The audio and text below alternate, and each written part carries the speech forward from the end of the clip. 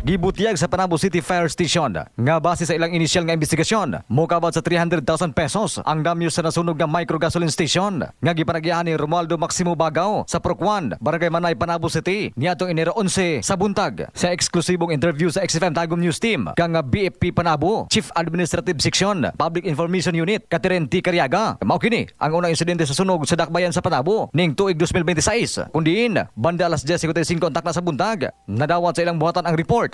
Gilayon kining respondihan sa ilang personahe kung di na kontrol ang kalayo alas 11:15 sa buntag o gideklarang fire out on dapit alas 12:12 sa udto. Ang involved dato sir is isa ka micro gas station na owned by Mr. Romualdo P. Maximo Bagao. So dito gid nagsugod ang sunog sa iyang area, no. Then ning katag ang actually duha ka residential area pero ang isa ka residential area is kay kuan gihapon kay Mr. Bagao gihapon na balay.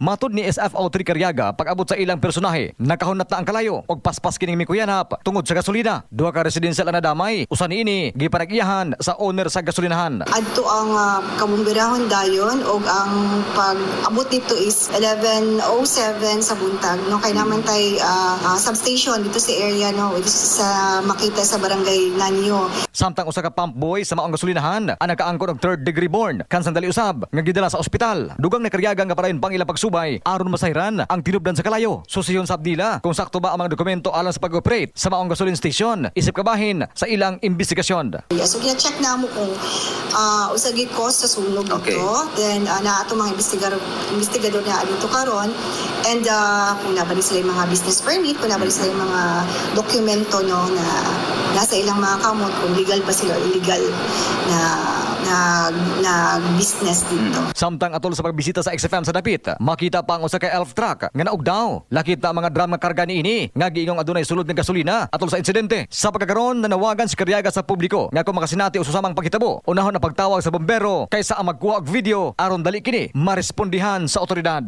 Pinaagi sa pagtawag sa hotline o i-dial ang 911 alang sa posibleng pagsalbar sa mga gamit. There are so many instances na ingana gid mahitabo, no, na kami wala mi kabalo na naisunog nga sige na day sila og video at asan ang bombero. So mo na siya isa sa mga perennial problems sa to karon kay syempre na naman sa age sa technology karon, no, where information dissemination is pas na lang. So one call to inform us na ay fire or other emergencies is dali lang na mo ma-responde.